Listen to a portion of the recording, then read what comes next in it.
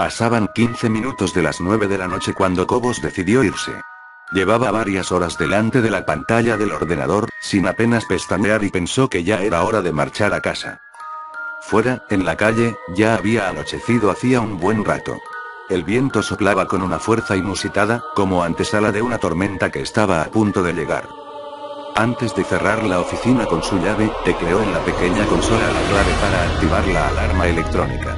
Esperó unos segundos tras cerrar la puerta hasta que escuchó un pitido agudo que indicaba que la alarma quedaba en servicio, y con un gesto instintivo se echó la gabardina por encima de los hombros.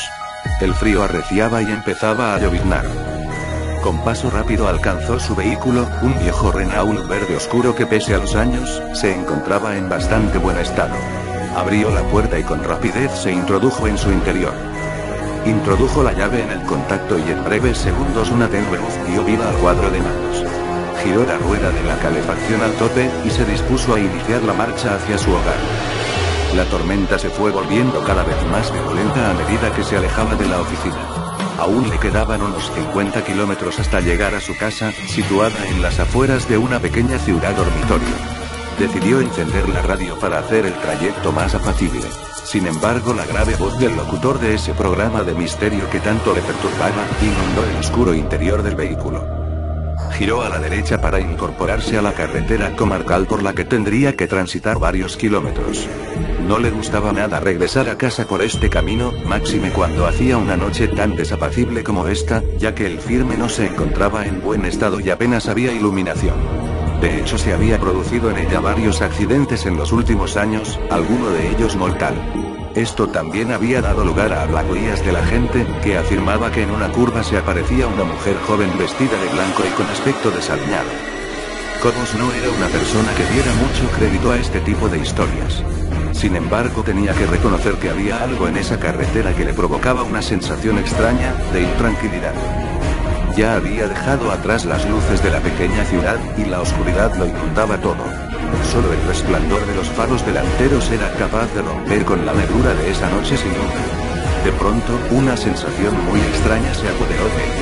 Se dio cuenta que no se escuchaba ningún ruido, salvando la radio y el sonido del motor y los neumáticos sobre la gravilla. A punto decidió parar en el arcén sin saber bien para qué, ni qué se encontraría.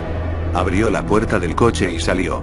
Fuera llovía copiosamente, pero apenas se escuchaba algo más que el ruido del motor y el golpeteo de las gotas de lluvia en el techo del coche. Se introdujo de nuevo en el vehículo, e inició la marcha, sin haber despejado del todo ese hormigueo que tenía en el estómago. Su incertidumbre duró poco tiempo. Al mirar por el retrovisor interior del coche se dio cuenta de que no iba solo. Una mujer totalmente empapada, con un vestido blanco, y la mirada ausente se encontraba en el asiento trasero.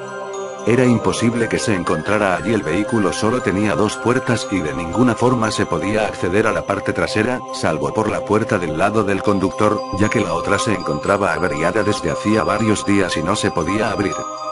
Su corazón empezó a latir aceleradamente. Frenó en seco y con sus manos se tapó el rostro, con la esperanza de que todo fuera fruto de su imaginación. Sin embargo, al volver a mirar por el retrovisor, la figura seguía sentada en el mismo lugar. Cobos se giró y balbuceando preguntó a la mujer quién era, y qué hacía allí. Sin embargo, esta no articuló palabra.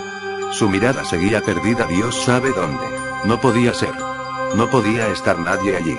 No podía ocurrir que esa vieja historia de la mujer de la curva le estuviera ocurriendo a él. No creía en ese tipo de tonterías. Decidió salir del coche y echar un vistazo desde fuera. Tenía que ser fruto de su imaginación. Asió la palanca de la puerta con la mano dispuesto a abandonar el coche, y de repente sintió una fuerte presión en el cuello. Notó como dos manos frías como el acero le presionaban impidiendo el paso de aire a los pulmones. Miró sorprendido por el retrovisor y la imagen que vio le provocó pánico. La mujer ya no tenía esa mirada fría y distante, sino todo lo contrario. Los ojos parecían que se iban a salir de las órbitas y reflejaban un odio que nunca había visto en ninguna otra mirada.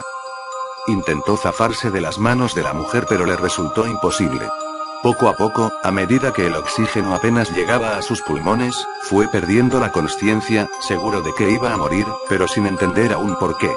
Hasta que la mujer aproximó sus labios y dijo con una voz carente de expresión: nos veremos en el infierno, donde estoy desde aquella noche que me atropellaste en la curva que acabamos de pasar.